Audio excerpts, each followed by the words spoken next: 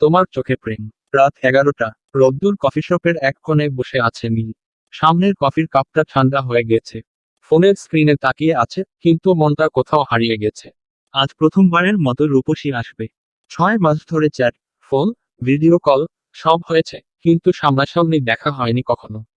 হঠাৎ দরজার ঘন্টা বাজলো। নীলের বুক ধুকপুক করে উঠল। দরজার কাছে তাকাতেই দেখল, এক মেয়ের ছায়া পড়েছে কাচের ওপরে। রূপসী, সাদা শাড়ি, খোলা চুল, চোখে এক অদ্ভুত মায়া। নীল বুঝল, প্রেম যদি রং হতো, তাহলে রূপসীর চোখের রং হতো সেটাই। তুমি নীল? হ্যাঁ। আর তুমি রূপসী? রূপসী হেসে বলল, ভাবতে পারছিলাম না, বাস্তবে দেখা হলে কেমন লাগবে। নীল একটু হাসল, তাহলে কেমন লাগছে? রূপসী চুপ করে রইল কিছুক্ষণ, তারপর চোখ নামিয়ে বলল, ঠিক বইয়ে পড়া গল্পের মতো, হয়তো তার থেকেও সুন্দর।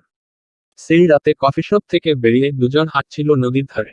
বাতাসে রূপসীর চুল উড়ছিল, আর নীল অনুভব করল, এই রাত, এই মেয়ে, এই মুহূর্ত, সবকিছুই যেন প্রেমের গল্পের প্রথম পৃষ্ঠা।